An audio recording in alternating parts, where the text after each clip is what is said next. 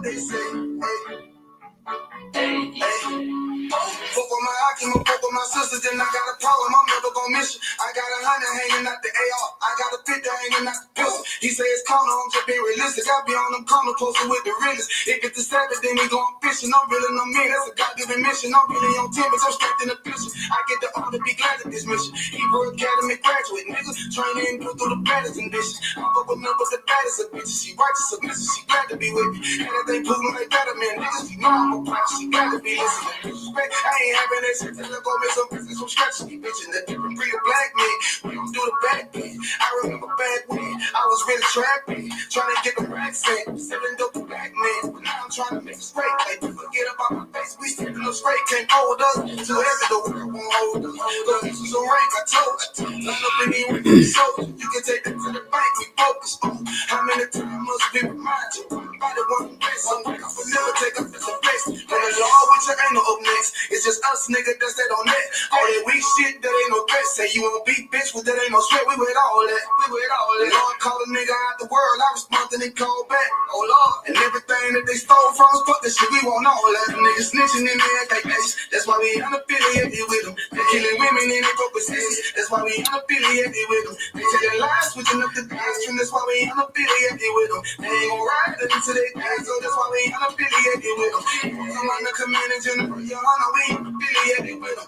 They talking, they say they keep that shit 100, we unaffiliated with them. They telling lies, switching up the doctrine. That's why we unaffiliated with them. They ain't gon' ride until they die, so that's why we unaffiliated with them. We unaffiliated with them. I cannot fuck around with fake niggas. We taking ground when we in your city. You better have the women have the liquor. Keep every time they plead but the city. Don't be a fool and be another victim. Say you a goon, you just another Christian. I ain't my brother, you ain't in the wicked. The girls be down in the trenches. We with them niggas locked up in the prison. Fucking Hispanics, Native American, Indian, we ain't the talking shit. But we living it. We be everywhere, you can't miss it. And we be prison hell, take a picture. And we be pressing now with the scriptures. Yeah, we be killed. These niggas dripping, they mind blown. But really forgive me if I'm wrong. I don't think they pause when niggas say that they be looking for niggas to slide. The slide that I know about the send with the dope for the slide. For real, I get the order, you know that it's long. See me and my niggas gon' die. The bigger the better for kingdom of heaven. You niggas get wet up, my niggas I'm better. My rep UBK, my niggas won't let up. Got choppers, got nines, AKs, but brothers, you say you don't like me, you say you won't fight with me and my nigga like bitch or whatever. You say you don't like me, you say you won't fight with me and my nigga like them niggas snitching in the head like bitches. That's why we unaffiliated with them. They killing women in their broke positions. That's why we unaffiliated with them.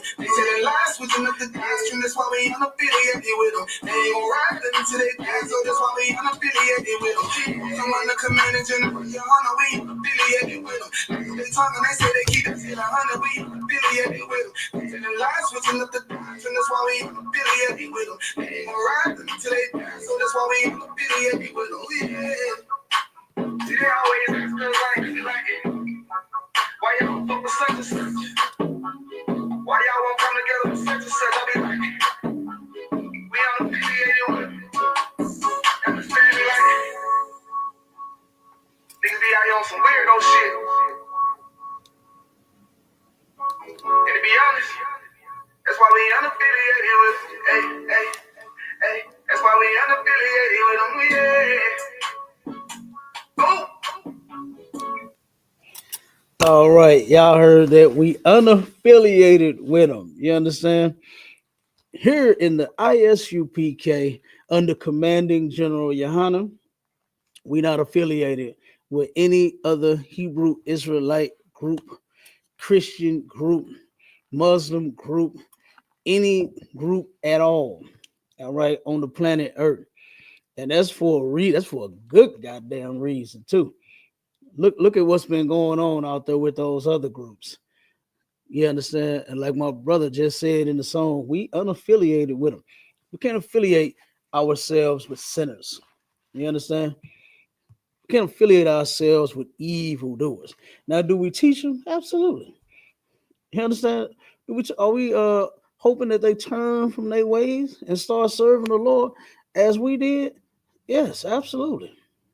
That is absolutely correct. Okay. So, like I said, that's the point of that. All right. So I had to say that first. All right. Y'all already know this is Sharpen the Sword Radio, and I am the host with the most. Captain K. DeGauga, boy, under Commanding General Yohanna. All right, as I've already said. And today, oh my God, there's been a lot of talk going on. Matter of fact, hold on real quick. Uh,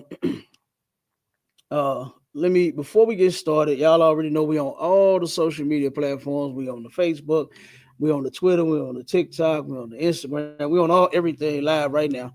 So if anybody has any questions, okay, you can turn around and go to Sharpen the Sword Radio or ISUPK St. Louis on YouTube. All right. And there is a link in the chat that you can click to where you can come up on the stage. All right. And you can ask questions, you can have a comment. Okay. Whether you agree with us, disagree with us, whatever. Okay. So go there. Okay, hold on. I see we already in the chat on TikTok to Oscar Gullion, I believe that is. You said you should cast no false witness.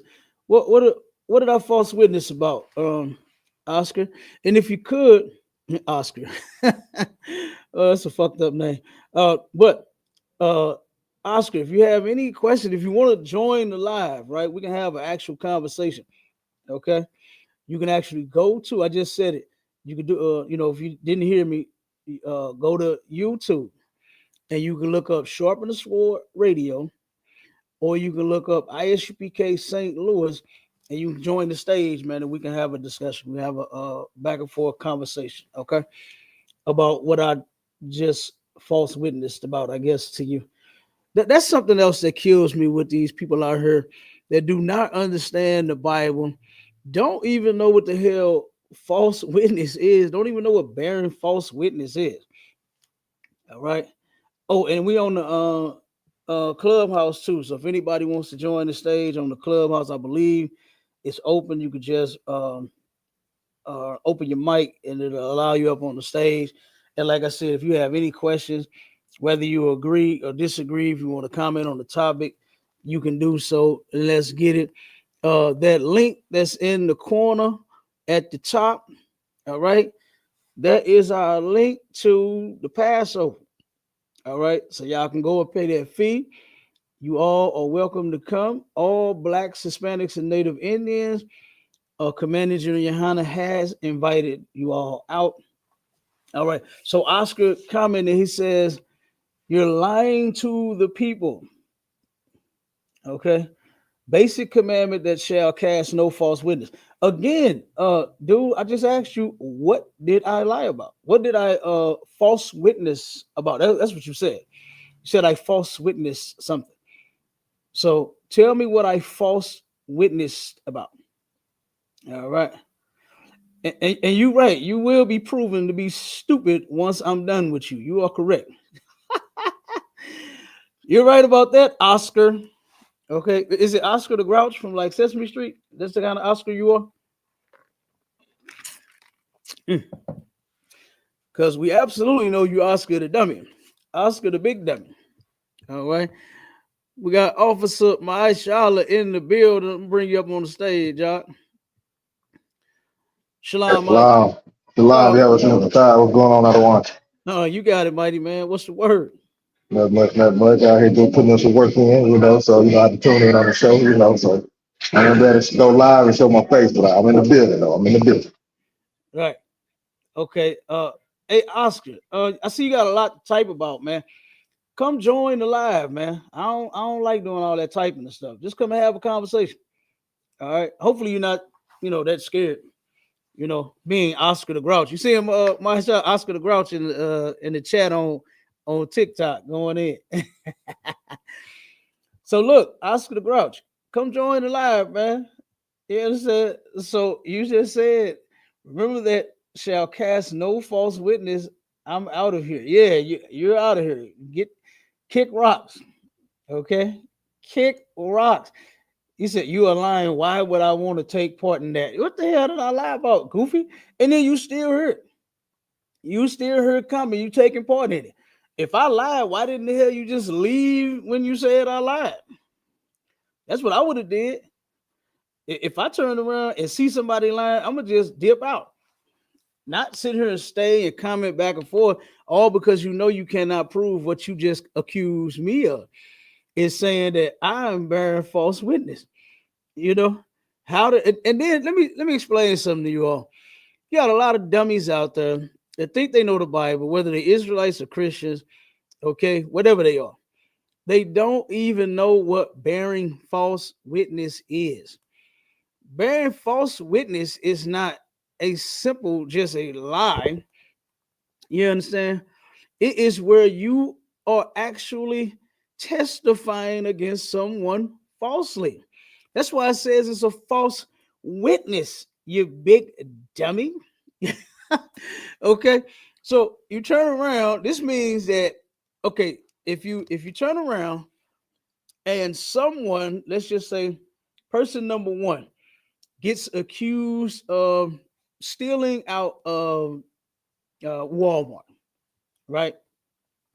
And then the police go around asking people, "Hey, did you witness this?" Because person number one is saying that they didn't steal anything out of Walmart, so they're asking for witnesses. And then person number two, witness number one, comes along and says, "Yeah, I saw it. Yeah, he stole some Doritos. He stole some apples and some oranges, and he stole some wine out off the shelf." Knowing that you didn't see that, knowing that you don't know anything about it, but you come forth and you say that you actually witnessed this person commit this crime that they're asking you about. So then you are a false witness because you lied about you witnessing a crime take place when you did not. Okay. So that's what false witness is, you dumb shit. Goofy ass Oscar the Grouch. That's what it is. You think you know what you talk about, but you don't.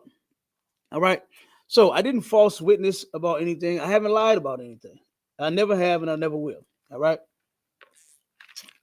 Under Commanding General Yohanna, we are commanded to teach our people the truth and nothing but the truth. So help us God. Ain't that what y'all say? That's what we do already. You understand? We don't have to think about it. We just do it because that's how Commander Junior Yohanna raises us to be. All right. So old school one brick says, what does that symbol mean? I'm assuming that you're meaning this one right here. Okay, around my neck and on the wall that you see behind me. Okay, this is the shield of David. All right. To sum it up, okay, now this is a custom piece that I had made right here, where it has the shield of David, right? And the shield of David is just simply King David's name. That's his name. That's how you spell David, Dawada, in Hebrew.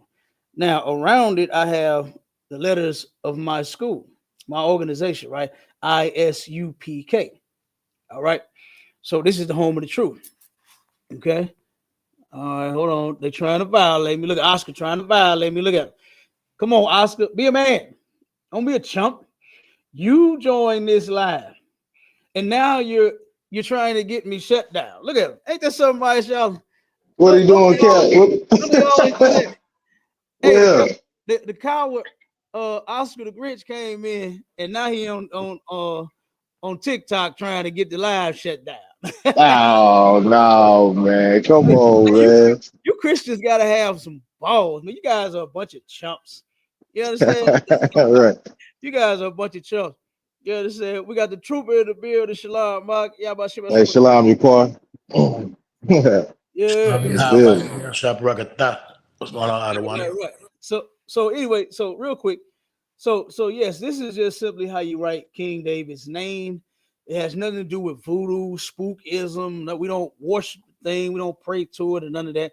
It's just simply a representation of our kingdom, right? For the Israelites. That's all. All right. So let's see. Zion's Roar. Let's see. He says that organization is ran by who? Gentiles probably.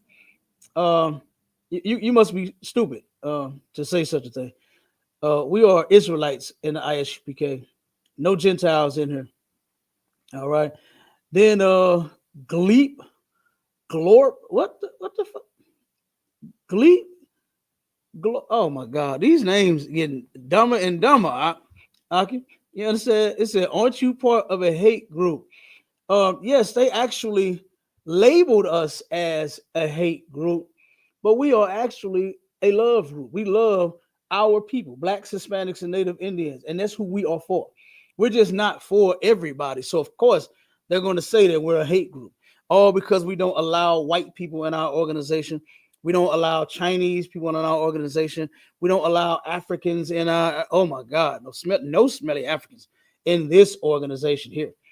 No white people in our organization, no Arab people in our organization. So, yes, they did say that we are a hate group, all because we actually follow the Bible, we follow God, we follow Christ, and we do exactly what the word says to do. So, yeah, they labeled us a hate group, but we are absolutely a love group. But you heard from the ISUPK under Commander General YAHANNA, it's love for other blacks, Hispanics, and Native Indians only. That's it. So, yeah, they called us a hate group, but that doesn't mean that they're right about it. So, what the white man has to do in order to get his way, right? He has to lie and put out all kinds of dirt about every single thing that he disapproves of in order for the people to actually see it his way. He's going to put out dirt saying that, oh, this is a hate group. But then you know what they won't label as a hate group, Akim? They won't say that their Christian church is a hate group. They will never open their mouth and speak one negative word about their Christian church and say that they are a hate group. And to Zion's Roy, you said do your homework. Listen, we already did it. That's why I joined Commander General YAHANNA. Because all of you phonies out there, all you fake Israelites ain't doing shit.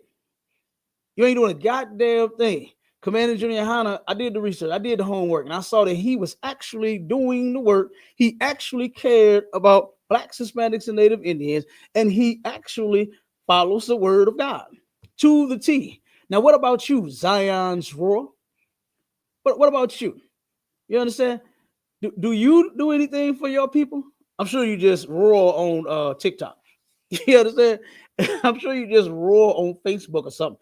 You about don't do a goddamn thing.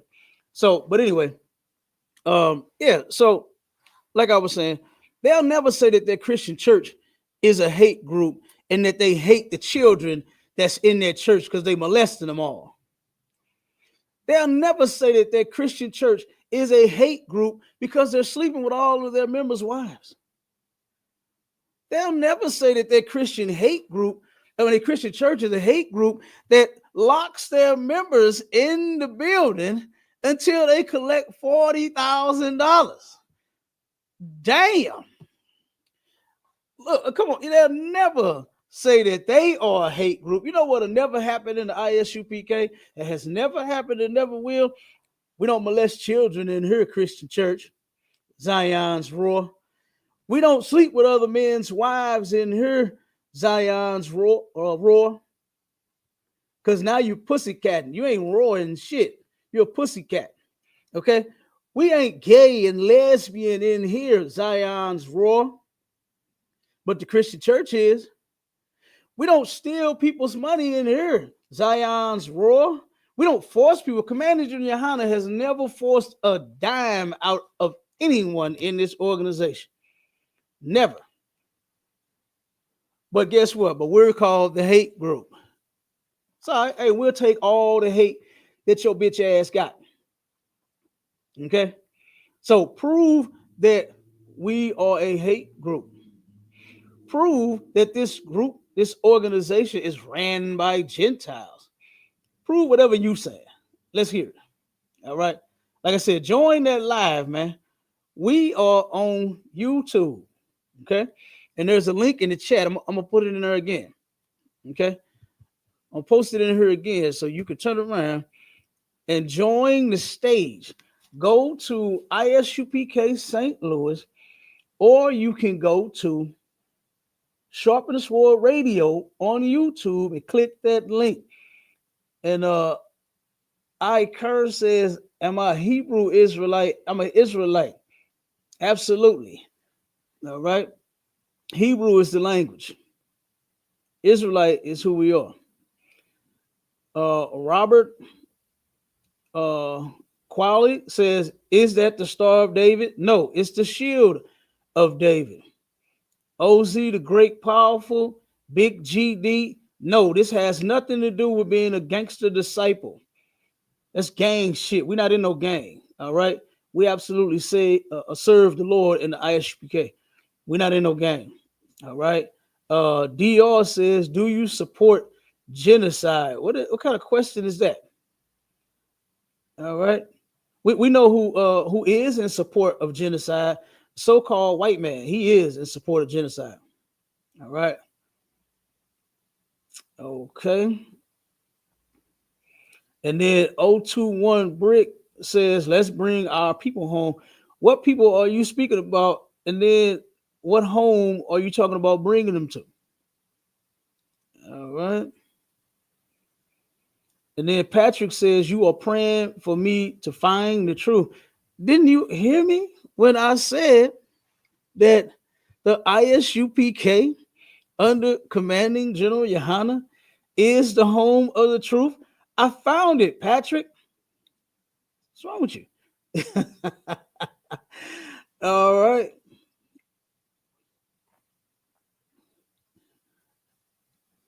Yep, they did it.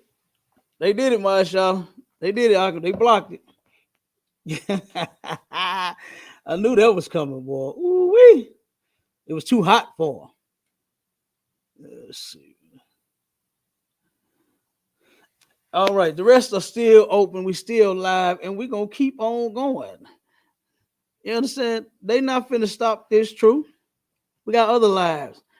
All right, and the video will be uploaded. You understand? So it doesn't matter. All right, but let's get straight to the topic. Let's get straight to it. Okay, let's get with your pastor, your bishop, your reverend. All right, Marvin Sapp. Okay, let's let's get him on this screen right here. Play this video a couple times here. Let's see. Hold on, bear with me, y'all. There you go. Okay. All right. So this is Marvin Sapp at a church.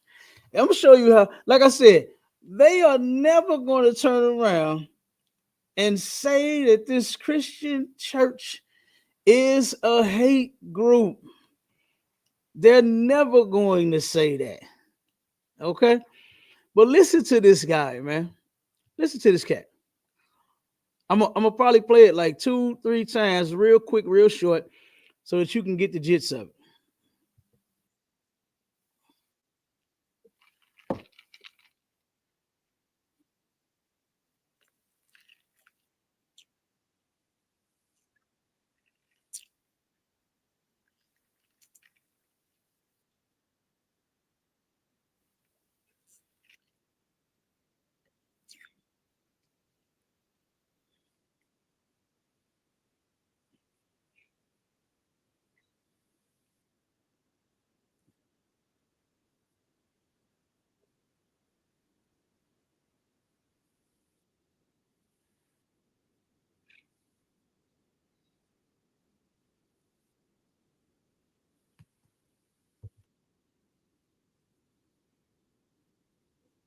Mm, mm.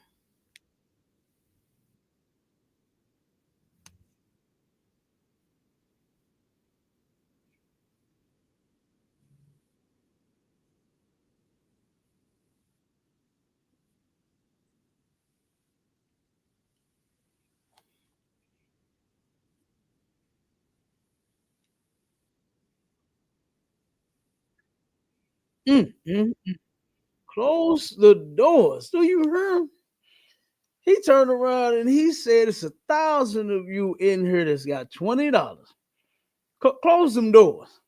So can't nobody get up and think that they are about to head out of here because they're hearing this malarkey. They're hearing this bullshit from this guy and they think that they're going to do anything else." Okay? And when I was brought up under the church, they did just this right here. They would close them doors so that ain't nobody even thinking about getting out because it's time to collect that money. It's time to collect that money. They want your mind on nothing but going in your pocket and your purse and your wallet and pulling out that paper. The church that my grandmother had raised us in used to do this too. And they would sit there and have everybody, they had different collections that they was collecting from every Sunday. They had the past, they had the church, the building fund, then they had the pastor's collection, then they had the choir, the youth board, the mother board, it's all kinds of, man, it was about 10 different things that they was collecting money for every doggone Sunday. And they used to close the doors. The ushers used to close the doors because now it's time to get this money.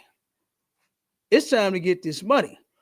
So they would close the doors and then they would say, okay, they would have to sit there. And this is no lie. We would be sitting there an hour on collections, just collecting the funds.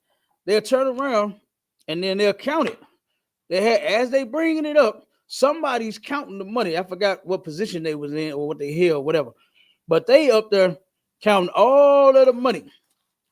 Each basket going around for each donation.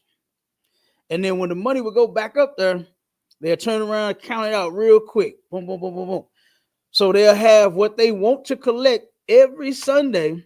So we'll just start off with something simple, right? We'll just say $100, but it was actually more than that on each and every last collection that they were taking up. Each board, each, you know what I'm saying, assembly, each whatever the hell they labeled it, the building fund, the pastor, and all of that stuff, it was way more than just 100. But we just keeping it real simple for the show. So say each one of those 10 things were $100. And they would count the money out real quick and they'll say, oh, we only got 90 for the building fund. We need 10 more dollars. We only collect 50 for the building fund. We need 50 more dollars. We only collected 25 for the youth program. We need 75 more. That's how they would do. And it would sit there until, all right, people, come on, y'all. Come on now. Let's be obedient to the Lord. And they were sitting and forcing money out of these people's pockets. And they would sit there until they turn around and steady giving. Okay, we actually went over now. We went over for the pastor. We got 150. Okay, that's good. Come on, y'all. But we still got to go on the youth, but we only got 50. We need 50. Okay, that's 60 now. Okay, we got 65. All right. Sister Jones just gave another 10. That's 75. Come on, y'all. Come on. Somebody in here got $25. Come on. A lot of you got more than that. A lot of you can give more than what you're giving, but come on, let's do it. Let's be obedient to them. That's what they would do. And they would sit there, collection would take an hour, sometimes more than that. And they would not let you leave until they got that. They didn't turn around and kick the music off and start up again until they collected every amount for each doggone program. This was every Sunday. And I'm sitting here like a kid, like, oh my God, like, what are we doing here? Does everybody have all this money that they getting from people? Like, goddamn. And I'm sure they didn't. I was looking at them other poor families, you understand, that was in that church. Like, no, these people ain't got all this goddamn money. And to do this every single Sunday, this is no lie. This was every single Sunday. That pastor would do just exactly what he did and start telling people, hey, all right, come on, shut them doors. It's time to start collecting this money. That's what he did. And I'm sure all the churches is doing it. They all are thieves. They're all robbing their members. But he had to say, close the door, close the door. Close it, like nigga, you close the door. Remind me of that scene on Don't Drink Your Juice in the Hood when dude told him, he said, hey, all right, now it's time to get the collections. And he said, pass the plate. Nigga, pass the plate on around that side. That's what that remind me of. He said he like close the door. Like, what the fuck? You don't hear me talking to you? Close the door. Close the door. Close the door. Nigga, close the door. That's what it sounded like he really wanted to say. Was motherfucker, I said close the door. That was coming next. If somebody didn't hurry up and move. But pastor or bishop or Marvin Sapp, whatever your title is, if you had an usher standing by that door telling them to close it, and me and my people was in there, y'all never would have made it. The ushers wouldn't have made it. They wouldn't have made it to the door. Because I would have been getting out of there. I would have been getting out of there. And thank God that I was a child up under my grandparents and my parents. And because I was ready to leave, but I knew I couldn't go because hell, we stayed in St. Louis and the church was over in East St. Louis. I know I wasn't walking back. I ain't have my bike or my skateboard and nothing. I knew I couldn't get back home. You know what I'm saying? I had to wait on my parents. But your ushers wouldn't have made it to them doors to lock me in there, dude. Straight up. Close the door and have me shut up in there while y'all collecting all the money. But check this out. Let's play it one more time.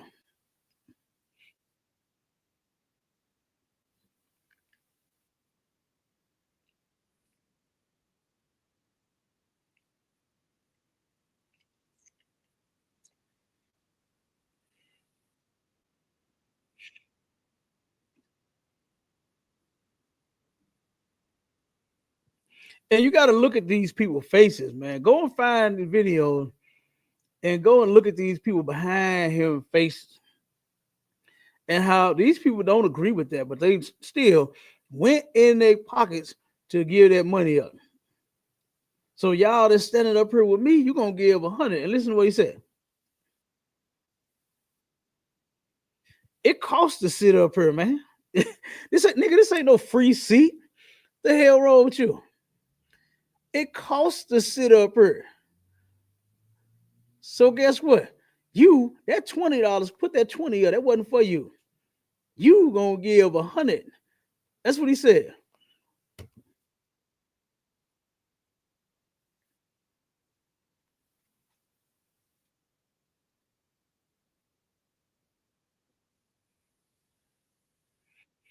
That right there is insane.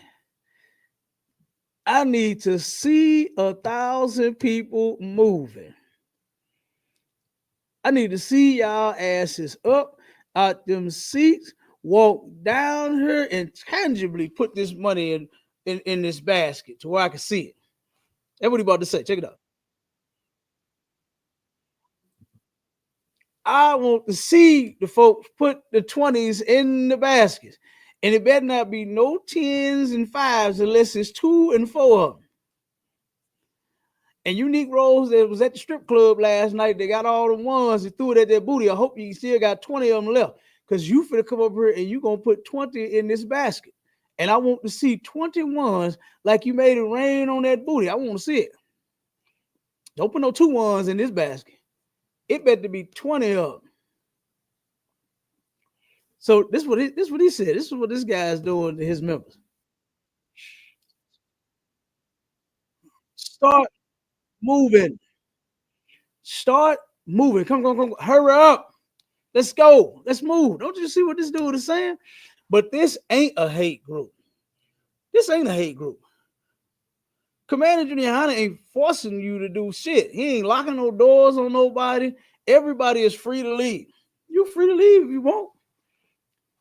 You don't have to give anything if you want. But if you're going to be a member here, guess what we do? We absolutely follow all the laws of God. And that's your choice. You choose to do it or you don't. If you choose to, Most High Christ, come on in, let's get it. And guess what? We give tithes, absolutely. We pay fees, absolutely. We do the things that's required of us to be done. Absolutely. It's in the Bible. But he's not forcing anybody. Oh, yeah, this is small.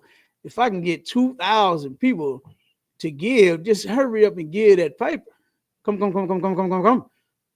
Let me see the money right here. Put the basket up here. I need to see 1,000 people moving. We don't do that to people, man. If you work and get any type of income for yourself, the Lord said 10%. We ain't doing nothing no different than that. The Lord said you can give offerings. An offering could be whatever amount you want to give. It's not no forced amount like what this guy is doing. And then he has to repeat it. 1,000 people got $20. 1,000 people got to give $20. Listen to him. 1,000 people online can give $20. 1,000 people standing there who can give $20. 1,000. Come on, man. Like, this is insane. But this is what they go for, though. They love going there to where they forcing all that money out you and then lying to you. But then us, oh my God, this is a hate group. Because we're not money grubbing thieves like this guy, Bishop Marvin Sapp. Okay, well, we'll just be the cult then. I'd rather be in my cult than be in your church any day. All right. So let me go to the next video. I'm going to show you another video about this dude to where people think that this guy, that he's such a great guy. Oh, they think that he's such a wonderful guy. But let me show you real quick. Let me show you something else that he did, that Bishop Marvin Sapp did. All right, this is Mr. Don't Get It Twisted. Check this out.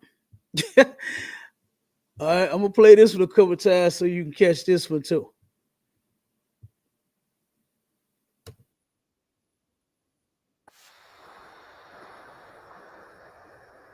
Don't let this robe get y'all. Don't let this robe make y'all think, there's a pistol up under this.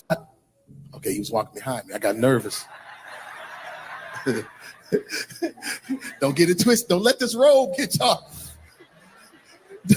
Don't let this robe make y'all think, there's a pistol up under this. Okay, he was walking behind me. I got nervous. Don't get it twisted. Don't let this robe get y'all. Don't let this robe make y'all think, there's a pistol up under this. Okay, he was walking behind me. I got nervous. Okay, so everybody get the point on that one, right? Like, the dude just turned around and threatened one of his members.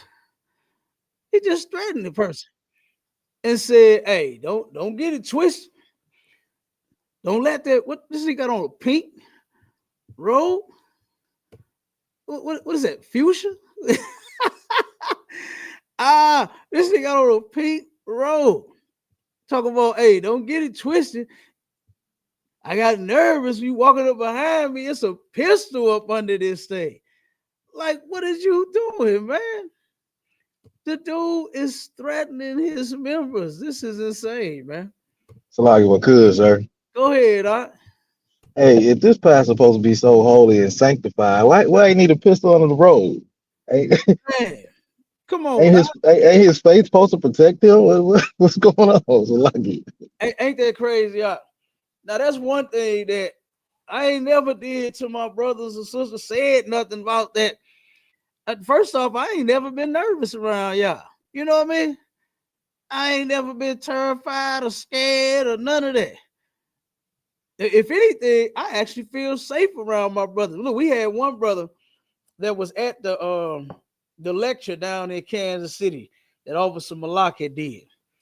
And one of the brother ended up leaving the St. Louis school. One of his excuses was that the brother was mean mugging him. One of the brothers that was on Shamar was mean mug. I said, brother, are you serious? Yeah, Cal, he was mugging me. I'm like, damn, why he looking at me like that? I said, brother, do you understand what he was doing? I mean, I just thought he was brother. No, he's not mean mugging you, nigga. He is security. He is on Shamar. So he's making sure everybody in here is safe. I don't want him. I told him, I said, I don't want him to have no friendly fucking face. Where like the church, they welcome you in that goddamn church, like what they did down there in South Carolina, to where that white boy Dylan Storm Roof went in there and damn near killed everybody. And you know they welcomed you. Hey, hello, hi, come on in. They said it when they went to his what do they call that? His arraignment. Turned around and said, well, we were trying to teach him about the love of Jesus Christ. Well, yeah, you see, he taught y'all a goddamn lesson instead of you teaching him one. And I'm telling you, Dylan Storm Roof in the ISUPK, he wouldn't have made it. Dylan Roof wouldn't have made it. He wouldn't have made it. I'm telling you, because we don't play that in here. But the brother, hey Shalom, the brother turned around and used that as his excuse to leave the school. You understand? Because the brother that was on Shamar turned around and he claimed he was mugging him down when the brother wasn't doing that at all. The brother was just making sure that the building was secure as we all were in that building that, you know what I'm saying, in the facility that we held the lecture in and all of that. Okay. It had absolutely nothing to do with him having a personal issue with mugging some brother. We don't get down like that in ISUPK. All right. We absolutely love our brothers and our sisters in here. Okay. So yeah, but this cat here is threatening his members, man, walking up behind me, man. I was nervous, man. Shit, don't get it twisted. I got a pistol up under this robe. That's what he just told him. That's what he just told him, man.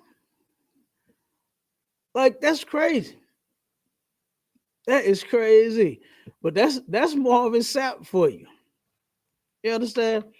That's Marvin Sapp for you, man. Forcing them people to give $40,000. Close the door. Close the door. Close the door. You see, they sitting there like, damn, like, where this come from? What do you mean?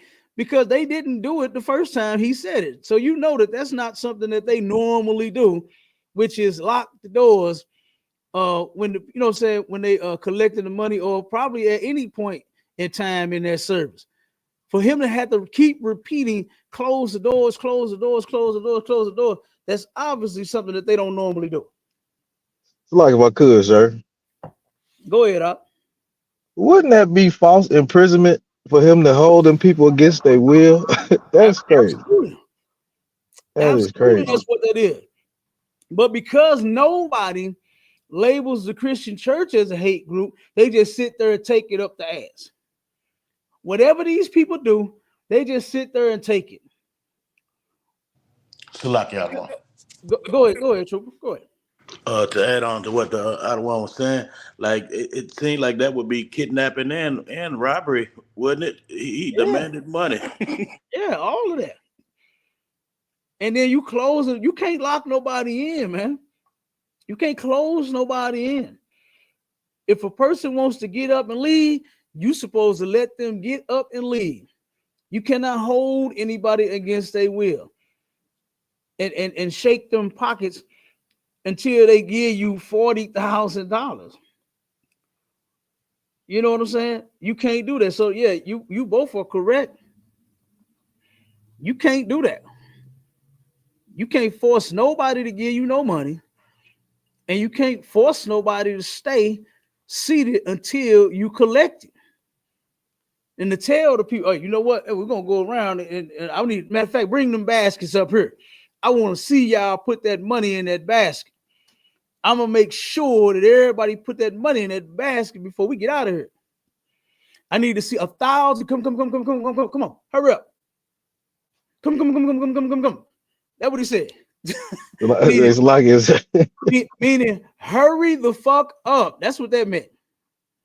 And put this $20,000, because he said it was 1,000 online and 1,000 in the building that had that money, and he wanted it. But they never label. They will call. You see what they call the ISUPK on TikTok? We the hate group. When we ain't forcing nobody to be in here, we ain't forcing no money out nobody's pocket. Commander Johnny ain't never said nothing ridiculous to none of us. But the church has, and then they still seem to follow Christian. That's because Christian men are a bunch of bitches. They really are. They soft as medicated cotton. They don't even have the balls to take their family and get out of there and say, you know what, this is not of the Lord.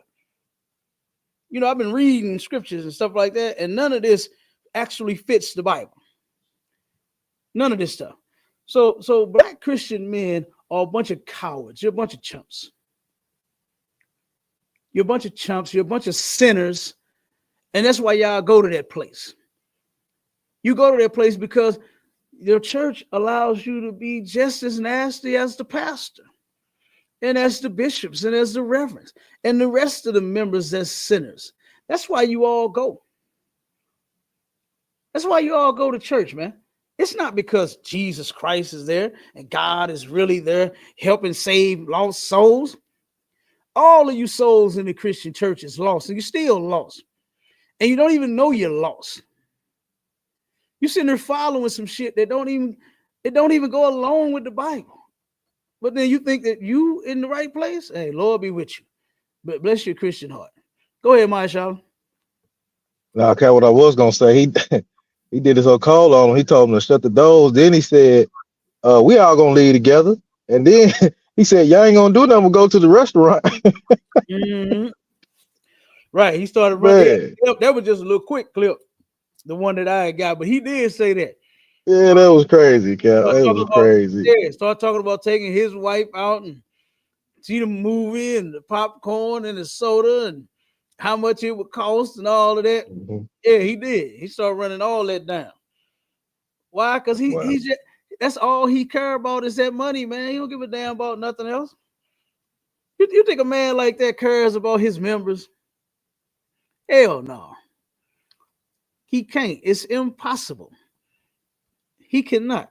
And Jay, you up on the stage? You had something you want to say real quick? I'm about to read a couple scriptures. No, I was saying what's going on. Nothing yet. Oh, okay. Yeah. Hey, you removed me the other day, didn't you? When I started asking that white boy, when I started responding on that white boy and how he did that sister. On a white boy, you said? Yeah. When the white boy had was going in on that sister Judah Princess. What? No. First off, that was a whole miscommunication from the start. I ain't gonna lie.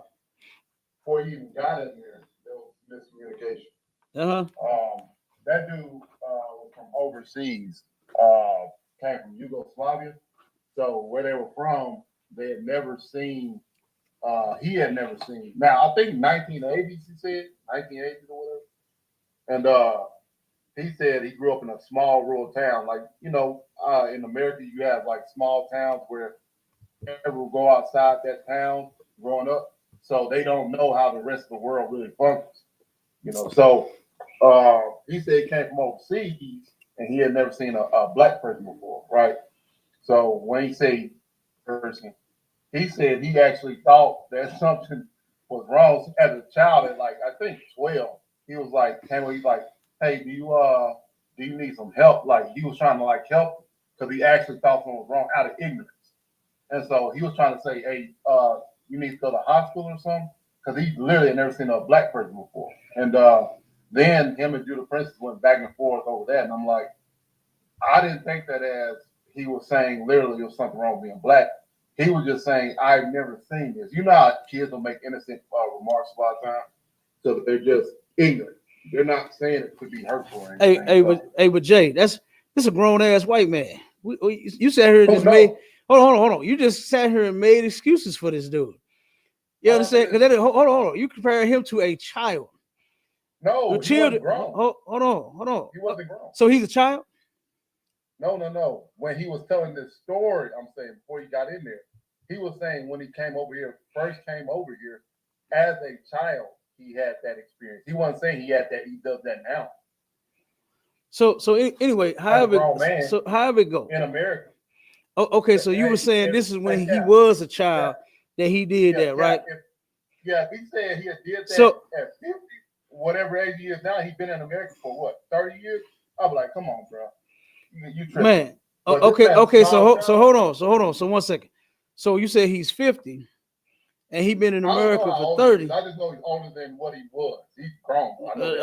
Okay. Yeah, because I don't want to say your math ain't math. But anyway, and this is the thing. And this is why I said that we don't need to turn around and let white folks be in our circles and in our rooms and things like that, because that's the kind of stuff that they do. They disrespect the sister because he hate black people. Let's just be honest about it. The man hates black people. And you know what gets me? It's Christians like yourself and other Christians. You all defend and support white people and they fuckery. But then when a brother, hold on 1 second. Hold on 1 second, Jay. But then when I started speaking, when I said, yeah, this is why we do not need to be around white people and entertain them at all, they turn around and remove me from the room because that's not what you want to hear. You Christian black men and black women want to hear love for everybody. You are a Christian. Your views, you have Christian views. Just because you don't label yourself as a Christian and call yourself a Christian, you still have Christian views and Christian values that you hold dear to. No. Yes, you do. Yes, you do. No. We already had several discussions with you. And you absolutely are a Christian. Let me ask you a question. Hold on 1 second. Hold on 1 second. Let me ask you a couple questions. According to the Bible, right? Does God love everybody? No. Okay, so why do you say that everybody can be saved then? Did I say that everybody can be saved? Yeah, you say you believe all nations can be saved, not every single individual. Let's not play semantics here. You know what I'm talking about when I'm saying everybody. So that be y'all. Wait a minute. That's how y'all be trying to wiggle out of conversation. You can't slither your ways out of this one, okay? You just but you know what I'm talking about when I'm saying him loving all people and everybody. I'm just meaning all races. So you believe that God and Jesus is going to save all people? Okay. I'm going to explain it again. Can you answer yes or no and then explain? I'm going to explain it again. So can you answer yes or no and then explain? I'm going to give you a specific answer. No. I want to know first. Hold on, Jay. Hold on. Jay, I just want to clean and clear yes or no, and then I'm gonna let you explain. Brother. A clean and clear yes or no first, and then give me the explanation. You said let me explain. I'm gonna give you a specific answer. Okay, give it to me. Yes or no? Yes or no first. Come on. I'm gonna give you a specific answer. Come on. Answer everything that you need to know. Give me yes or no first. I'm gonna give you a specific answer. Give me yes or no first. You see how you can't do it? It won't be no. You see how you can't do it? I just want a clean and clear yes or no. You see how Christians are? Do you see how having conversations with Christians are? Are y'all listening? Yes or no? Is God going to save? Is Jesus going to save all people? Yes or no? Then explain, sir. What's the problem here? When you say all people, what do you mean? All nations of people. Will all nations of people be saved? Yes or no, sir? We're saying a whole nation, or we're saying people within those nations? We're talking about people within the nations. Can all nations be saved?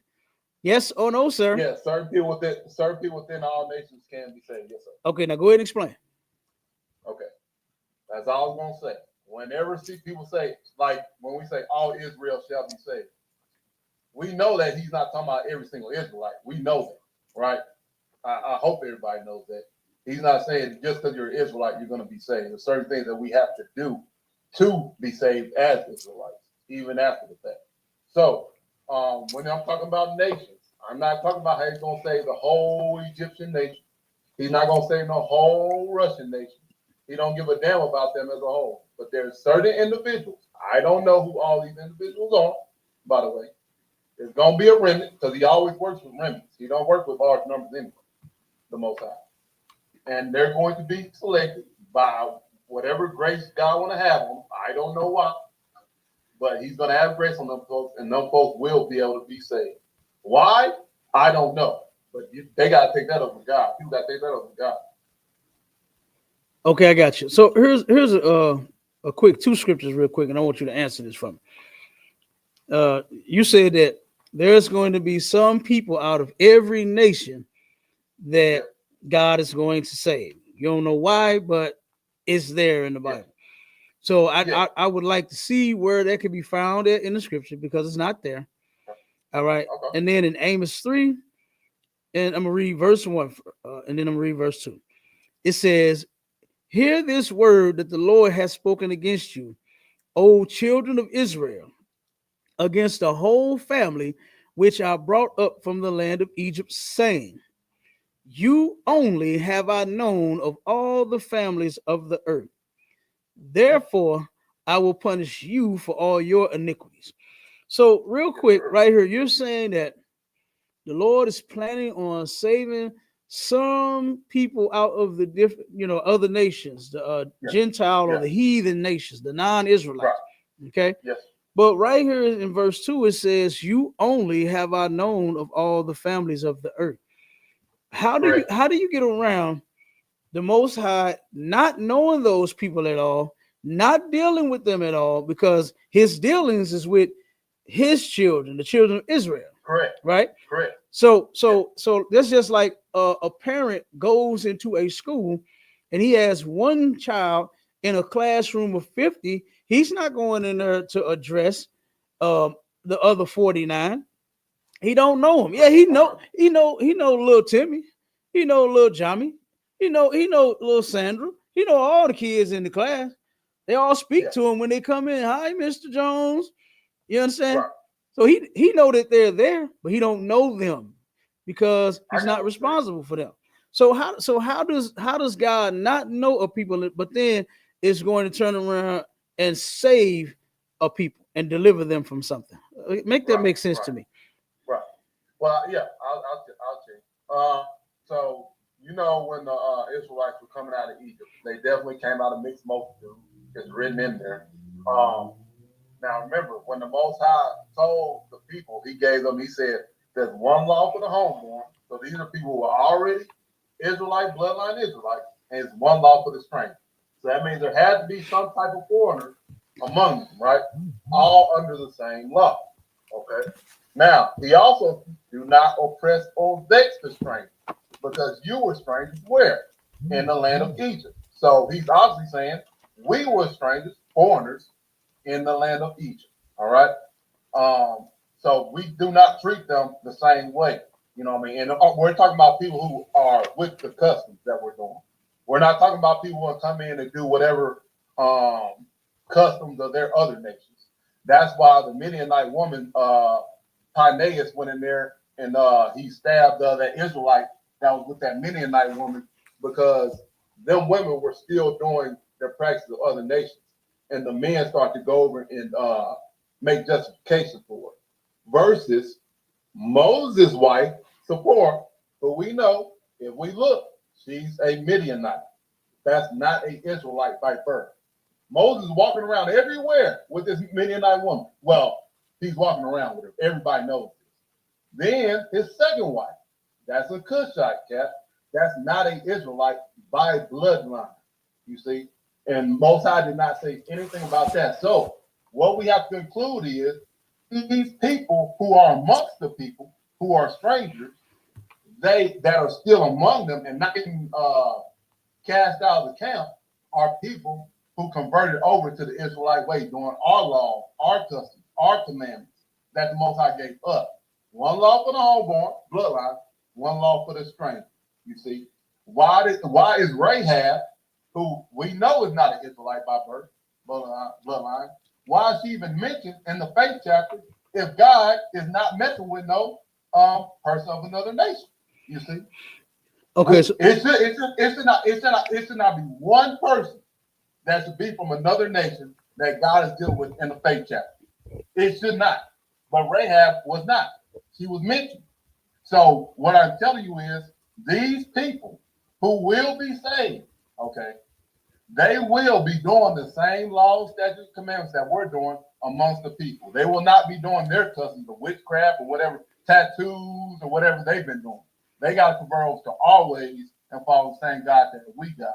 And there's still the authority structure. I'll give you that. Because remember, it said in Deuteronomy, you can't even set a stranger to be king over you.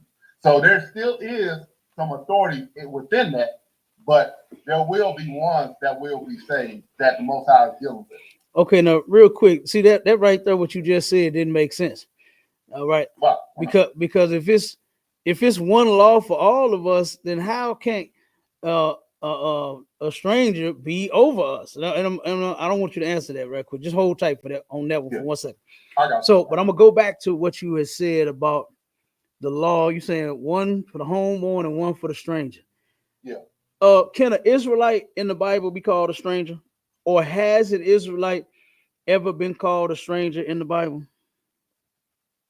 I'm not sure, but I just need you to address the Midianite wife. Okay, hold on. Moses, Rahab, who was not a bloodline. I need some answers first. I got you. Just 1 second. I'm going to answer because Moses, Israelite marrying another nation, that has no bearing on anything that you're saying, because there are laws against Israelites marrying outside of their nation.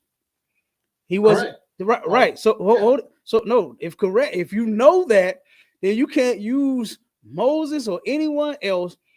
Abraham sleeping with Hagar.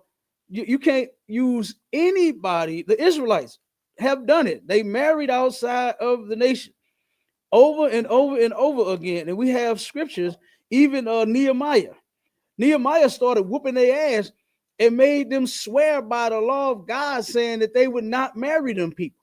So we have examples that go against that premise right there, as if they were accepted, as if it was allowed or something. It was still. Hold on 1 second. 1 second, because I can give you several scriptures that will show the exact opposite. Now here's a problem with a lot of people's understandings. Is if you see one word and you know it's like a context clue, right? A word, and you try to make it be for a certain thing when it's not, when you don't even understand the context. Now, according to Psalms 147, right, verses 19 to 20, it says this. It says, "He sheweth his word unto Jacob, his statutes and his judgments unto Israel." Right? Correct. Then it says, "He hath not dealt so with any nation. And as for his judgments, they have not known them. Praise ye the Lord." So what you are saying is that there's one law for the homeborn and for the strangers. You think the strangers in that context is talking about the other nations of people. Okay. When the Bible just said he did not give them his word and they don't know his judgments. So how could those strangers that's living up under that one law be the non-Israelites, when God just said he didn't give non-Israelites no law of his and no judgments? If the non-Israelites eat pork and be gay and lesbian and molest children, the Lord does not give a damn, because those people are not under his laws. He never made a covenant with no heathen for them to keep his law. So that right there. So what scripture would you use to support that? Because I just gave you one that goes against what you said. as far as the one law, the stranger, because Israelites have been considered strange. King David called himself a stranger to his people. Hold on. So hold on, Cat. And I'm just asking. Right, we're talking about right when they came out of Egypt, they had everybody was Israelites, like blood-born.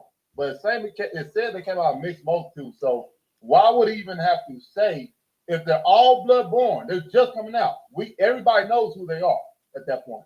You know, they're just coming out of Exodus. They're exiting out of Egypt. Everybody knows that it's just blood-born Israelites at that time. So why would he even have to separate? Hey, one law for the homeborn, one law for the stranger. If they already know everybody's Israelite at that point. They're just coming out for the first time. Okay. So, right now, black people. We'll just say black people, right? Yeah. Are there some black people that you would consider a stranger? Are they a Hamite? No, I said, are there some black people? Listen, I said you're a black person, and we're just gonna talk about black people. Right? Yeah. Are there any black people that you would consider a stranger? Let me show you how simple this is. Yeah, you're talking about people that I don't know? Thank you. Shalom. You understand? That's exactly what it's talking about. Stop. Hold on. That's it right there. The stranger in the context. Wait a minute. The stranger in the context where it's talking about they be a homeborn or a stranger living under one law, meaning that if you don't know this Israelite, that's a stranger. You don't know him. Nobody just knows every fucking body just because they're it. Stop it, dude. Because while you was talking, I wasn't doing none of that shit. So you turn around, and just because we're all Israelites, that don't mean that we know every single fucking Israelite in the world. They will be considered strangers. That's all, man. It's because you don't know them. In that context, a stranger would be your people that you don't know. But in the context which you speaking about the other nations, you still have to tell me, how is God saying that the strangers in the scripture that you mentioned is talking about non-Israelites, when right in Psalms 147 verses 19 and 20 that he never dealt with the other nations of people concerning his law or his judgments, which is the punishments for breaking the law. They don't even know him. So how do you substantiate and show me some scripture? Show me in the scripture where they are to be under the same law. Go ahead. Okay. And again, I do need, like, so we're saying that Moses walking around with them foreign women, and God just let it go. You're saying, like, he just let it be permissive for some reason. He just let them go around and do it. No, that's not what I'm saying. What I'm saying, what I gave you was, what I first said was, you do know that there are laws against Israelites marrying outside of our nation, correct? Yeah. Okay, so that would kill that theory that you just said that God allowed it, or he's with it, or he's okay, when he has a law saying that we're not supposed to do it. Now, just because you don't, wait a minute, just because you don't see, well, the Lord said because of that heathen woman Moses married, then Moses must not get into the promised land. Because you don't see an exact punishment enacted on an offense does not mean that God was okay with it. He was never okay with it because he gave us a law saying not to marry them. In Deuteronomy, and I'm gonna read it real quick. 7. This is where the law is right here. And this law right here, I'm gonna skip down just for time's sake, because I gotta finish the other part of the topic too in a minute. But when it says in Deuteronomy chapter 7, verse 3, it says, now it lists 7 different nations in verse 1 and 2, and what we were supposed to do with them. We're not supposed to make a covenant with them. We're supposed to utterly destroy those people, right? Then it says in verse 3, neither shalt thou make marriages with them. Thy daughter thou shalt not give unto his son, nor his son shalt thou take unto thy son, for they will turn away thy son from following me, that they may serve other gods. So will the anger of the Lord be kindled against you and destroy thee suddenly. So right there, for you to ask me, was God okay with him having that heathen woman? No, he was not. But you see it in the scripture. That's one thing about the history of the Israelites. You have the good, our bad, and our ugly right there in the same book. It's nothing that we're to be ashamed of. Romans 15:4 says things written aforetime was written for our learning. Learn from what you see others, mistakes that others have made, which is don't marry no heathen woman.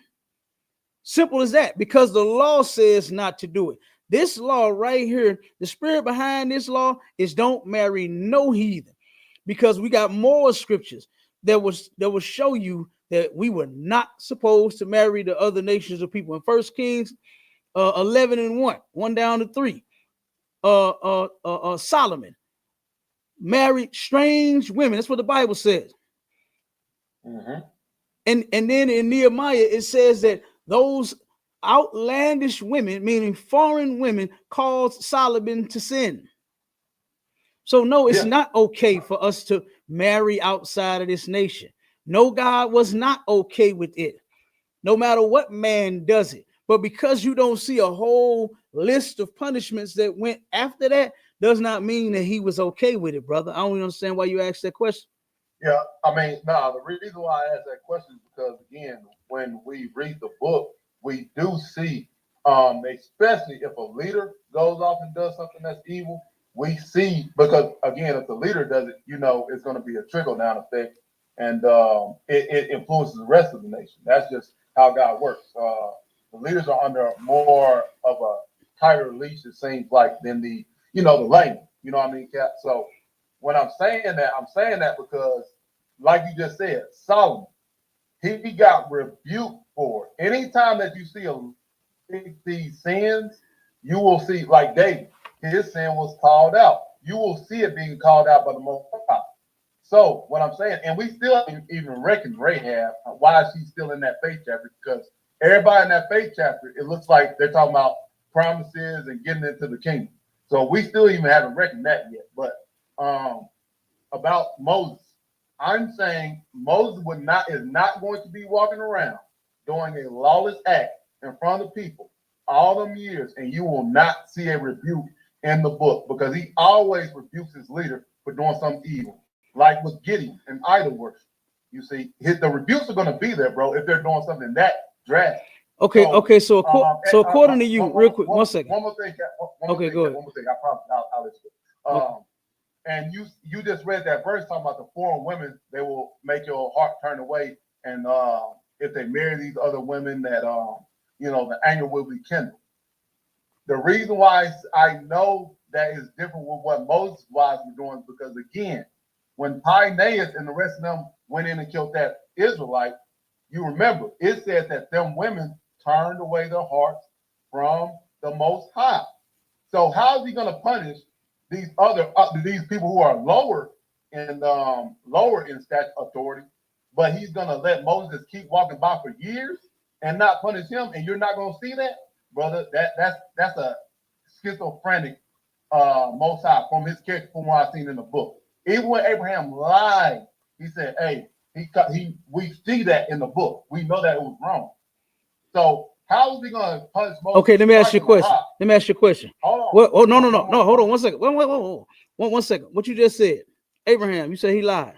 What punishment did the Lord throw down on Abraham according to the scripture from him lying? I don't know, but it points it out. It don't say it. It don't say it. It don't say that he was punished. It don't say he was punished. Every single thing is not listed in the scriptures, man. It's just not there. You did not see the Most High address Moses and say, "Hey, you weren't supposed to take that heathen woman. What are you doing? This is what I'm gonna do to you." It don't say it. It's not there. But we do know, according to the thing that Moses taught the Israelites, did Moses teach the Israelites not to marry outside their nation? That it was a commandment from the Lord? Yeah, the ones that don't. Okay, so what are we talking about here? What are we talking about here? But you're saying it as if it was allowed, that it was okay for Moses to marry the heathen woman, when the law that he was teaching said it's not okay. Okay, I got you. So what's your point? I'm not understanding this. Okay, I got you. How do we reckon Rahab in the faith test? What Rahab? Because there's one in the scriptures that a lot of people don't even know that that's not even the same Rahab. Yeah, and then there's another Rahab you talking about. Which one you talking about? Pull the scripture. I'm talking about the one. Pull the scripture, because I asked you for some evidence in the Bible that will help support your claims a long time ago, and you still ain't gave no scripture to support none of this stuff that you're saying. Okay. So basically, you're just doing a lot of talking. I did, but every time you're just doing a lot of talking. You twisted to mean something else. I didn't twist anything to mean nothing. What are you talking about?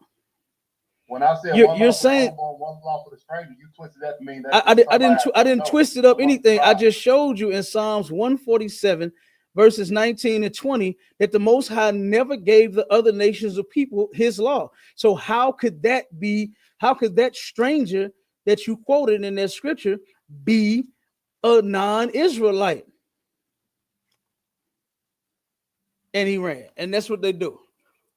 They run because they can't explain. They don't know the Bible. Christians do not know the Bible. Fake Israelites do not know the Bible. He said I had to twist it when I was on point with what I said. And what I said was very clear and made absolute sense.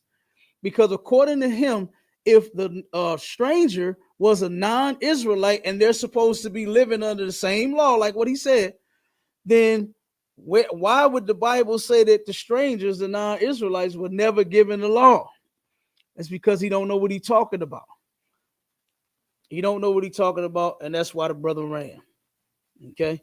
And hopefully he don't lie and go in his room and say, I kicked him off the stage, because I don't. I don't kick people off the stage unless you're being true, idiots. Unless you're being an idiot, then yeah, I might remove you. But just having a conversation that you disagree with me about, I don't care. We can talk about that. We can have that discussion. All right.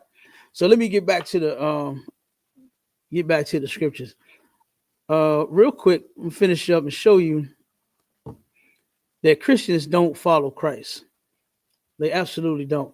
Show you how Marvin Sapp, the brother that told the ushers, close them doors.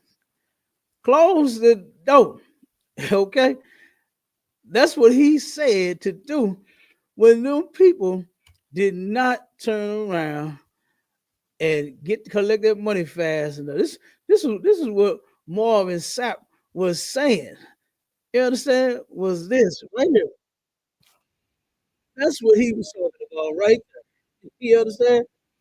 That's what he was talking about. Give me that money. Pass me that paper. Bitch better have my money. And then it was $40,000 worth. You understand? This reminds me of something, man. This reminds me of something that I seen on a movie long time ago. You understand? And this is insane, man. These preachers, boy, they are something else, man. These pastors, these bishops are something else. $35,000 plus one, right? The one I gave. No, you gave me six, though, right? There was one. I had one. It was six, and a 35,000 plus one plus six leaves seven. $35,000 and seven, right? Motherfucker, can you buy that? That's what they remind me of, man. The pastors, they are pimping the people, man. They are pimping their members. Okay, that's what they are doing to their people, and a lot of folks actually see nothing wrong with it. They see nothing wrong with it. Those members in them churches see nothing wrong with these pastors' behavior, man. They don't call it out. They don't speak against it. They will call us a hate group, though. Even though we love our people, we don't hate them at all. We absolutely love them. We love you so much that we're willing to do what Christ did, which is teach you the truth. That's what we were willing to do in here.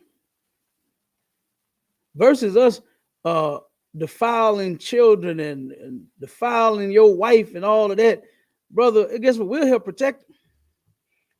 We'll help protect children and other men's wives in here. You can count on us not touching your woman. I had a brother that turned around and his woman was at one point she started taking the classes. And this brother called me with a concern, thinking that we were planning on taking his woman from him, thinking that we were going. He asked me, the brother asked me straight up. I'm going to be honest, and I'm going to say exactly what that brother called me and asked me. That brother asked me, am I fucking his woman? That's what he asked me. That's what the brother asked me. And I told him, brother, absolutely not. I said, she already told me that you and her were together. So I would never touch your woman up. Yours and nobody else. He asked me that. The brother asked me that question. He called me and asked me that. Because he wanted to see the woman that went back and told him where she was at, classes she was taking, things she was doing, all that. And the brother wanted to verify it. And he called me. Me and him had a whole conversation about it. Like if I could, sir. 1 second, Warrior. I let that brother know, bro. You count on us not touching your woman in here. And he said some other, asked some other graphic questions that y'all know where this is going. You understand? And I reassured that brother. I told him, I said, brother, absolutely not. I said, you could come here and you could turn around and see for yourself. You can meet me, the other brothers and sisters in the school. You can see that we don't do that here, brother. I said, you can count on us. We not the church.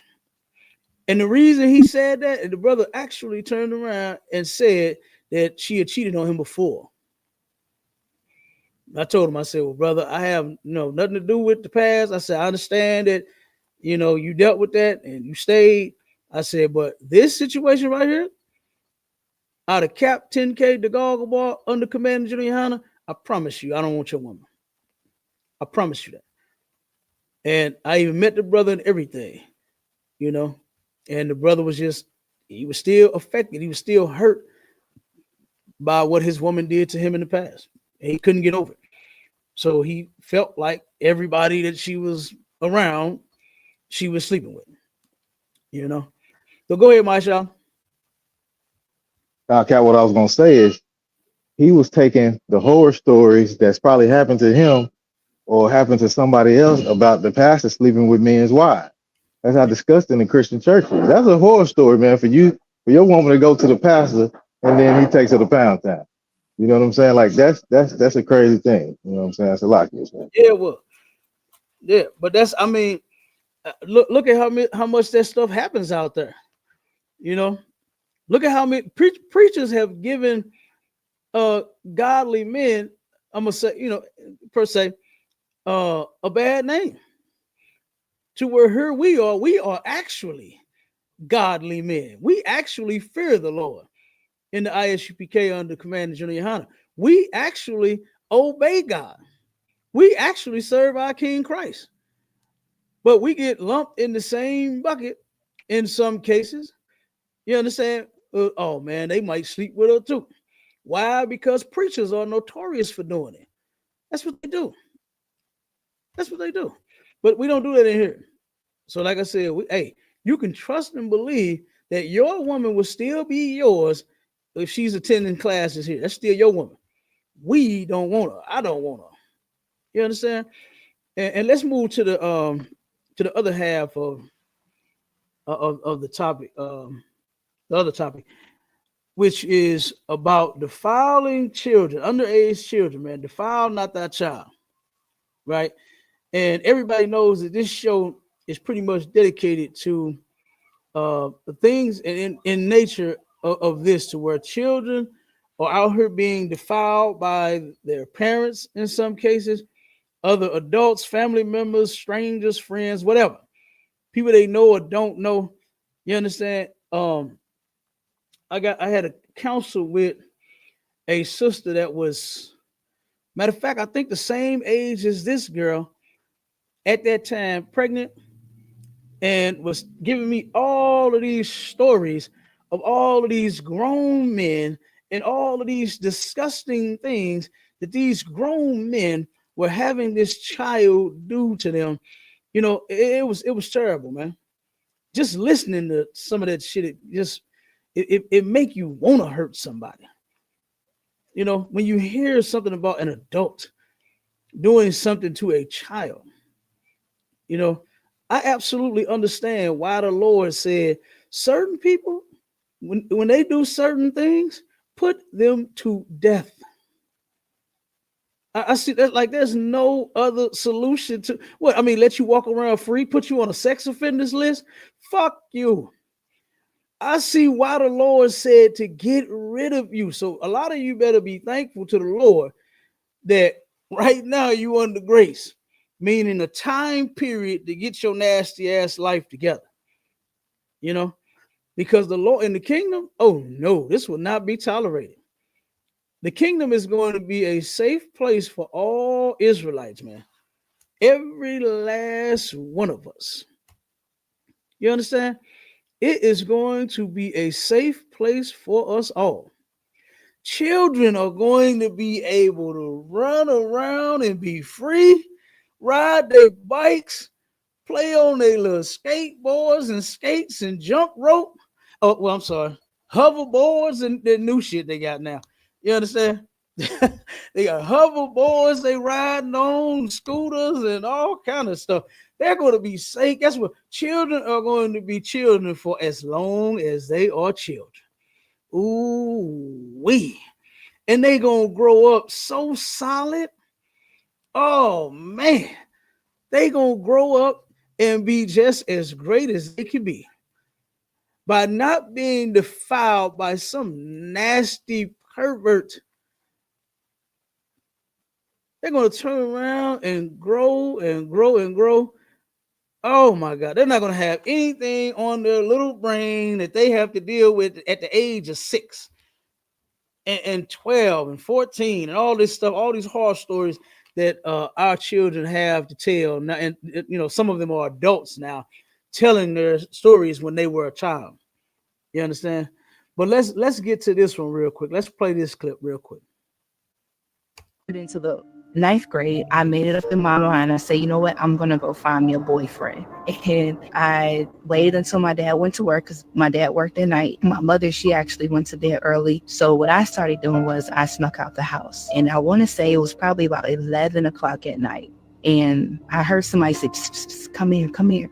So I walked towards the spitting sound, and this guy began to ask me questions. He was like, so like, what's your name? How old are you? I told him my name. I told him that I was 14. He was like, you're not 14. I said, I am 14. And then he asked me if I was a twerker. And at the time I thought a twerker was a prostitute. So I'm like, no, I'm not a twerker. He was like, yes, you are. So then he came up, he began to walk closer to me, and then he put his hand in between my legs. And because I was used to that, so I'm just like, okay. So when he did that, he was like, oh yeah, you a twerker. So get in the car and holler at my homeboy. So I'm like, okay. And age 14, I had never been penetrated. So when I got into the car with his homeboy, with his friend, I remember I opened the passenger door. So I got in the car. I wasn't even nervous. He began to touch me and caress like my breast and things like that. So I took my underwear off and we had sex. So essentially that was actually my very first time having sex with a man and being penetrated. So in the car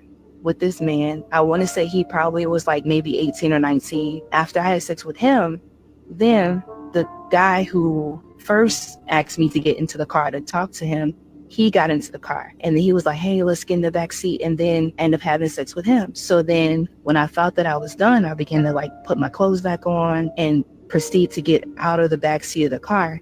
It was another guy that came and he began to push me back into the car. And he said, oh, it's my turn. I'm like, okay. So had sex with him. And then once he was done, he got out the car. Then another guy got in. Once the fourth guy was done, then I got out of the car. The last two men that I had sex with, they asked me, could I come back with them back to one of their houses? And I did that, had sex with them in some backyard. And I believe at that time I had developed an addiction to that, an addiction to sex at that time, because it was like an adrenaline rush. I didn't have a cell phone. I didn't have any of that. I was just out, just just being silly. While I was walking home, there was another guy. He came, he was riding on a bicycle, and all these were grown men. And all of them, again, asked me the same question: what's your name? Where are you from? How old are you? And I'm like, I'm 14. And then they all say, no, you're not. No, you're not. I'm like, yeah, I'm 14. So the grown man on the bicycle, when he see me walking home, he told me, he was like, you shouldn't be out this time of night. I'm like, okay. So he said, I'm gonna walk you home. I said, okay, cool. He said, yeah, I just want to make sure you get home safe. So as we were walking, I had him and I turned down the alley, because in my mind, I'm thinking, well, I'm not gonna let him know exactly where I stayed, but it's late. So as we begin to walk down the alley, he got off his bicycle and then he grabbed my hand and then he lured me to someone else's backyard and then had me get in a certain position and then had sex with me. So that was the fifth guy. That first time for me having sex. Once I made it back inside the house, and I snuck back in through the back door and then got me a shower. It was probably about 5 o'clock in the morning. So I was out from 11 p.m. until about 5. I think they passed a law for school to start later for high schoolers, but at that time, you had to be to school by 6:50 or so. So I just automatically jumped into the shower, washed up. I remember that first night, just washing up and seeing a lot of blood on my washcloth and not really understanding it. But I said, hey, if this is what it takes for me to have a boyfriend, I'm all for it. And when I did that, I would go to the same area. And each night, the crowd became larger. So they would have me get into the car and then into the back seat, and then guys would take their turns. So some nights it'll be 2 guys, and then some nights it'll be 20. And while I would be in the back seat with one of the guys, there'll be other men just banging on the window, saying, hey, it's my turn. In the midst of this, while I'm out there wilding out, doing some crazy things, having sex with all these random men, I was in an abstinence program. My mother. Okay, I'm gonna stop it right there, and I'm gonna address the first part. And we're gonna show you how Christian, because I know a lot of people asking probably how does this have to do with what this got to do with Christianity? This is just a lost little girl. But the second part is going to turn around and explain it. And what's so sad about this is all of these nasty ass men, okay, they turn around and not once thought to protect this little girl. I don't give a damn what she doing out. Why didn't you have sense enough? Because you're an adult. Why didn't you have sense enough to say, you know what? I got to help this little girl out here at the age of 14. I remember when I got a phone call from a partner of mine. This brother, and he in the world, right? And he called me. His daughter was 13. And she started running away, I think, when she was 11, I think, maybe. She would run off somewhere and he would find her. And then when she was 13, he said, man, she done ran away again. I'm getting tired of this. And his neighbor, which was a meth head, was a prostitute, which was out saying, hey, I just saw your daughter with 2 guys walking off over on Jefferson. I said, bro, you ready to go down there and try to find your daughter? He said, man, I ain't finna keep you. What? Me and my little brother went rolling up and down Jefferson trying to find the little girl. You understand? Instead of letting her be off with 2 adults to where she can get off into something like this, me and my little brother, we went to go find her. Of course, we was unsuccessful. You know what I'm saying? With finding her at that time, because ain't no telling where they went to. We didn't locate him. She eventually did come back. You understand? But thing is that he should have got up. He should have went and looked for his daughter. He should have went and found her. These nasty ass men that's waiting. Now, she said if some guys night should be 5. The first night when she had, when she got molested, this wasn't sex. This isn't like it was another 14-year-old child where 2 young children, 2 teenagers get together and doing something that they shouldn't be doing. Teenagers shouldn't be having sex either. You're supposed to wait until you are an adult and until you are ready for such a thing. But these were grown men that were saying, you ain't no 14. You was not 14. Yes, she was 14. Yes, she was. And the first night, 5 men, grown men, took advantage of that girl. And I've heard this story way too often, to where you have adult men, nasty perverts, nasty sexual deviants taking advantage of children. This is horrible. This is disgusting. But now she's about to break down. Oh, and then the men knocking on the window. She's in the vehicle getting molested by one guy, and the next potential molester is standing there knocking on the window. Hey man, come on, hurry up. Hurry up. She says some nights it'll be 5 or maybe even 20 different men. This is ridiculous. This sister had a demon. Why? Because she said she was used to being touched. She said the dude walked up on her, you ain't no 14, and started playing with her. Started touching and rubbing all over her body. Put his hand down in her pants. And she said, I was used to that. So somebody in the family was touching on her, grooming her, getting her ready for what they were going to do to her. But instead, she goes out and said, oh, okay, I'm going to go find me a boyfriend on my own. And she thought that was the way to do it. And that little girl had all demons on her. And that's what happens. The demons go from the damn adult who's ever defiling the child, and it gets on to the child, and the child in their mind, they don't know how to think, right? You understand? They don't know how to think. So they end up, in most cases, being and doing what the demon wants them to do, which is to be promiscuous, be a whore, a whoremonger, be gay or lesbian, or be a full-fledged criminal, whichever one. And she ended up doing exactly what that demon wanted her to do, which is to sleep with those, give your body, allow these adult men to molest you while you out talking about some, you want a goddamn boyfriend. I done told my girls, you're going to get married when daddy finds you a husband. That's when you're going to get married. That's when you're going to get a goddamn boyfriend, is when I pick you up. Because our girls, they can't make this decision on their own. Look at grown women. Grown women complain about all of the men that they done had and they done picked in their life and they've been fucked up. It's because you're not good at picking men, baby girl. The man is supposed to be picked for you, not you picking your own. All right. So let's go to the next part of her story. And now you're going to find out about the Christian part. All right.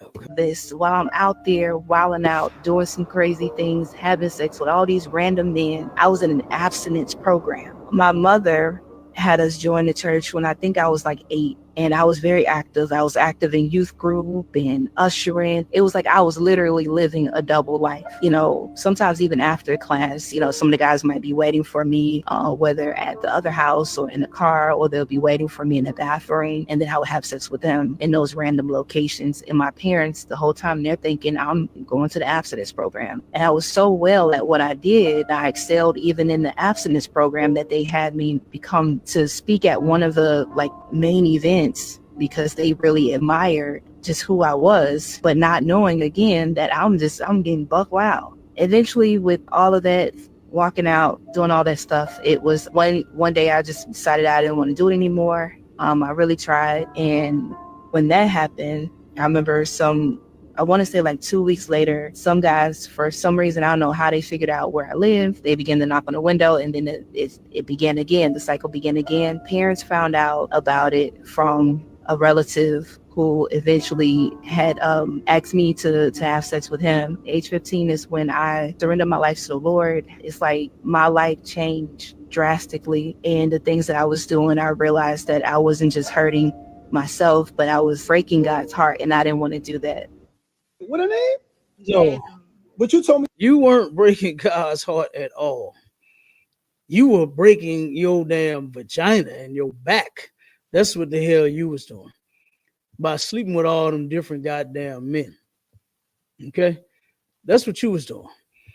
You didn't give your life to Christ when you was 15.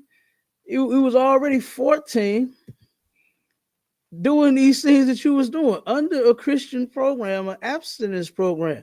This is what growing up Christian looks like. This is what growing up Christian looks like. To where here you are in the church, you enjoying it, you've been there since you was 8. You got these people thinking that you are in the abstinence program and you are absolutely a teenager, not involved in sex at all, when yes, you were. This is ridiculous. And this is what growing up Christian gets you, man. It gets our children defiled. That place comes with a lot of demons, man. It's got a lot of them in there. Got a lot of demons in that Christian church. And you're going to get one of them the longer you sit there.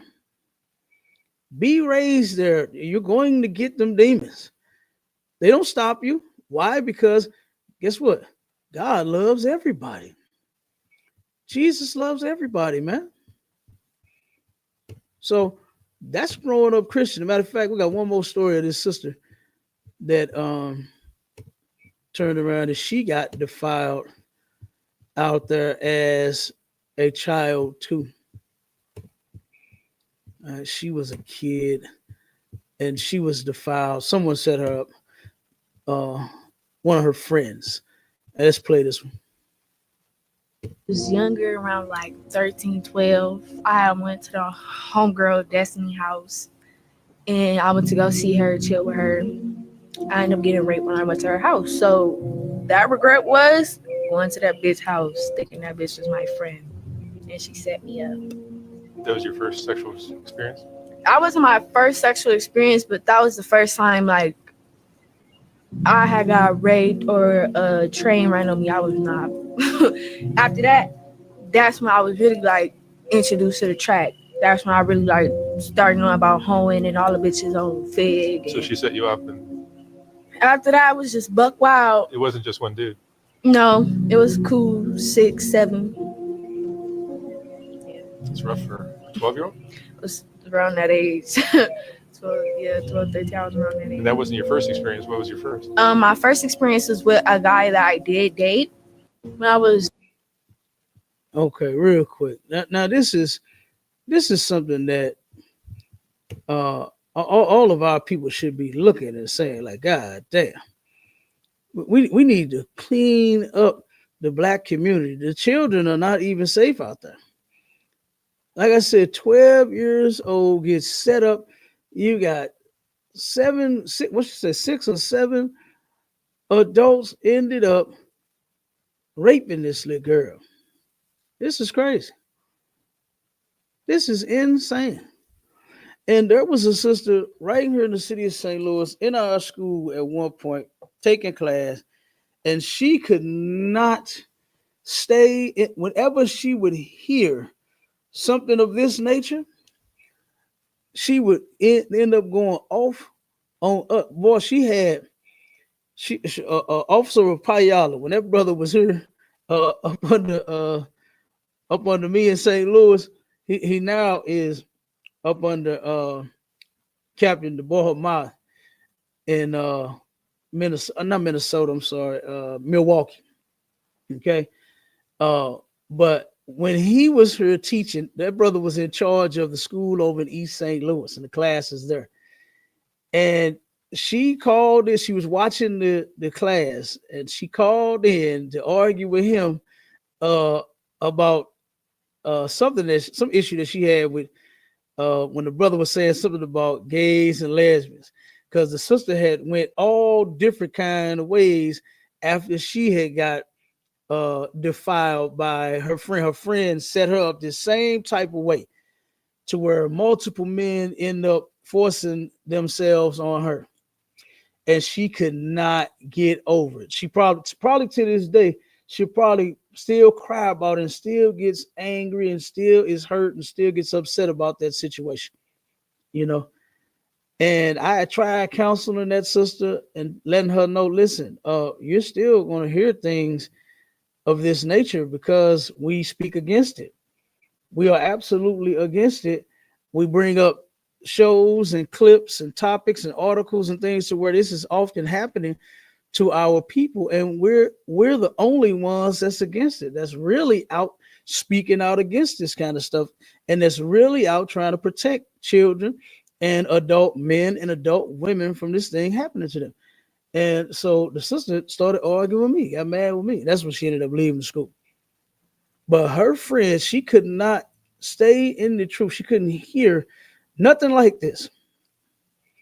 Nothing like whatever she went through as a result. Because like the sister said, after that, I was buck wild. And I believe she is a prostitute right now to this day.